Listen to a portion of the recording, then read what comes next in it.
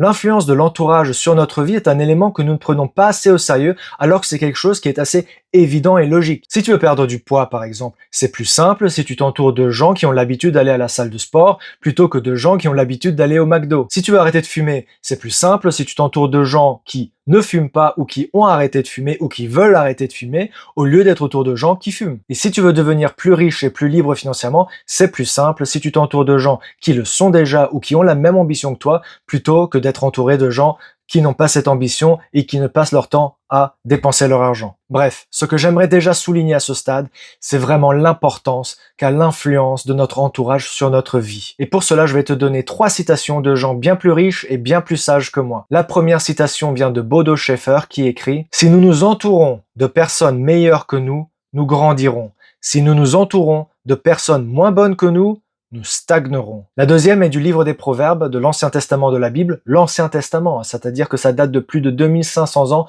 voire même 3000 ans. Qui chemine avec les sages devient sage. Qui hante les sots devient mauvais. Et la troisième citation est de Jim Rohn, parce qu'évidemment, je ne peux pas faire de vidéo sans citer Jim Rohn. Mon mentor, Monsieur Chauffe, me disait « Ne sous-estime jamais le pouvoir de l'influence. » Quelle affirmation importante. L'influence de ceux qui sont autour de toi est très puissante. J'aurais pu te donner de nombreuses autres citations. Ce qu'il faut retenir, c'est que toutes les personnes qui ont du succès et tous les textes sur le développement personnel et la sagesse s'accordent là-dessus. Si tu veux réussir, si tu veux atteindre ton objectif, il faut que tu t'entoures de gens qui t'aideront ou au moins qui te soutiendront. Voyons donc à présent les 4 types d'entourage. Le premier, la famille. On ne peut pas choisir sa famille, ce qui a pour conséquence qu'on ne peut pas et on ne devrait jamais rompre le lien avec un membre de notre famille. Mais si tu te rends compte que tu as un membre de ta famille qui a une influence négative sur toi, qui a une influence qui est vraiment pas propice à l'atteinte de tes objectifs, il faut que tu fasses quelque chose. Tu peux limiter le temps de visite, sous réserve évidemment que tu ne vives pas avec cette personne. Tu peux éviter ce sujet, ne jamais parler de tes ambitions. S'il veut quand même en parler,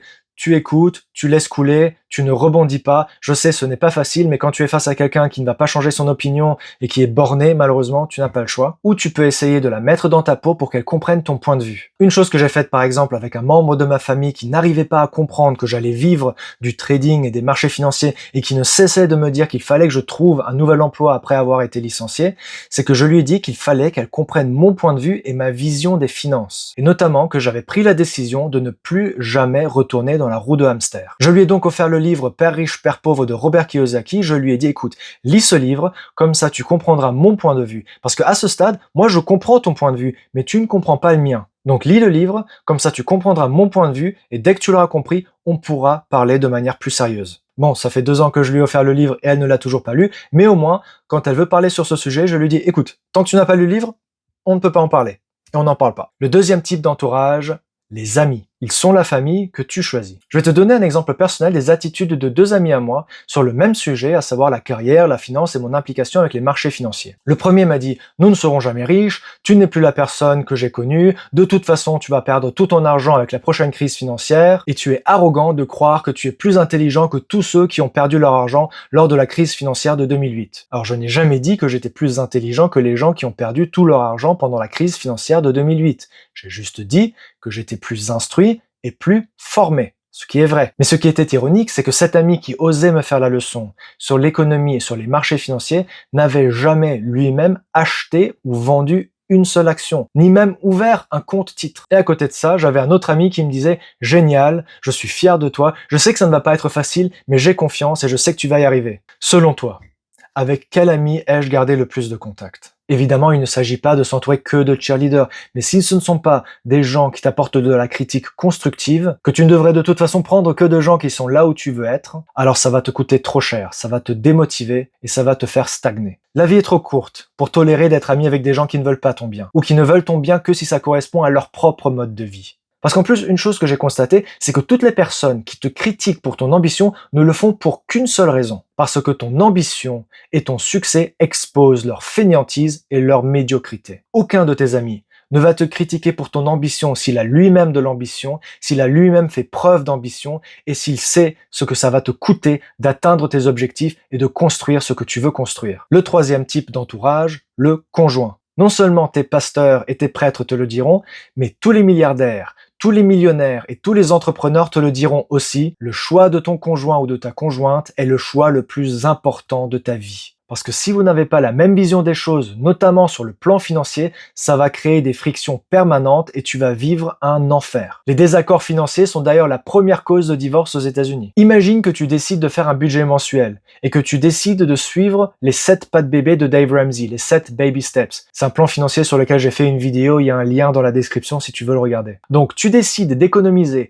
de donner à chacun de tes euros une tâche bien précise et voilà que ton conjoint ou ta conjointe part faire les soldes sans t'en parler. Ou imagine que tu as économisé pour un fonds d'urgence et voilà que ton conjoint ou ta conjointe dépense cet argent pour réserver des vacances. Être sur la même longueur d'onde en ce qui concerne les finances et les ambitions est crucial. Donc c'est absolument quelque chose dont il faut parler avant de se marier parce que si vous êtes d'accord, si vous êtes sur la même longueur d'onde, alors ton conjoint sera ton plus grand atout. Il sera ta motivation, ton refuge, ton pilier et vous ferez réellement plus qu'une seule chair. Quatrième type d'entourage, le mentor. Alors pareil, tous les millionnaires, milliardaires et entrepreneurs te diront la même chose ici aussi, c'est que s'ils sont là où ils sont aujourd'hui, c'est grâce à leur mentor. Pourquoi? Parce qu'un mentor, non seulement te transmet son savoir, mais aussi et surtout, il te guide. Il te rend responsable et n'accepte aucune excuse. Et si tu veux que ton mentor reste ton mentor, il faut absolument que tu te donnes des coups de pied aux fesses parce que son temps est précieux et il ne va pas le gaspiller avec toi si tu ne fais rien. Donc si tu peux en trouver un, vas-y, fonce et utilise-le. Si tu connais un millionnaire ou un milliardaire, je te conseille juste ose lui demander un rendez-vous téléphonique ou un rendez-vous de café de juste 10 minutes. Mais prépare bien ta ou tes questions et surtout, paye le café ou le restaurant le cas échéant. Malheureusement, on ne connaît pas tous un millionnaire ou un milliardaire et on n'a pas nécessairement accès à un mentor qui pourrait nous aider, c'était mon cas, mais c'est la beauté du 21e siècle, on peut aujourd'hui avoir des mentors sans qu'ils ne le sachent, grâce aux réseaux sociaux. Donc, tu cherches et tu trouves une ou plusieurs personnalités qui sont là où tu veux être, qui ont écrit des livres, qui ont fait des entretiens, qui ont fait des podcasts, et tu consumes tout.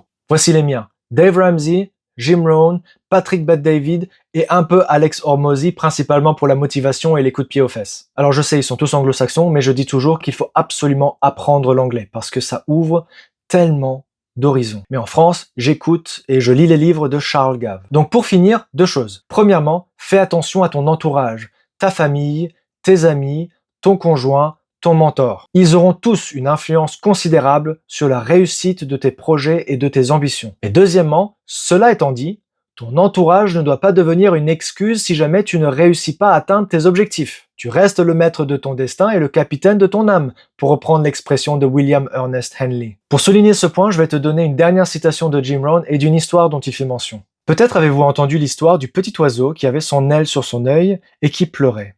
Le hibou dit au petit oiseau « Tu pleures ?»« Oui, répond le petit oiseau, et il écarta son aile de son œil. « Oh, je vois, dit le hibou.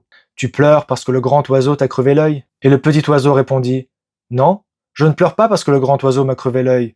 Je pleure parce que je l'ai laissé faire. » Il est facile de laisser les influences déterminer nos vies, de permettre à notre entourage de définir nos actions, de laisser les persuasions nous submerger, de permettre au courant de nous emporter, de laisser la pression nous façonner. La grande question est, nous permettons-nous de devenir ce que nous souhaitons devenir? Si cette vidéo t'a apporté de la valeur, n'hésite pas à liker et à t'abonner, et n'hésite pas à regarder cette vidéo sur les 3 choix qui te mettront dans les 0,1% de la population. Je te vois dans la prochaine vidéo.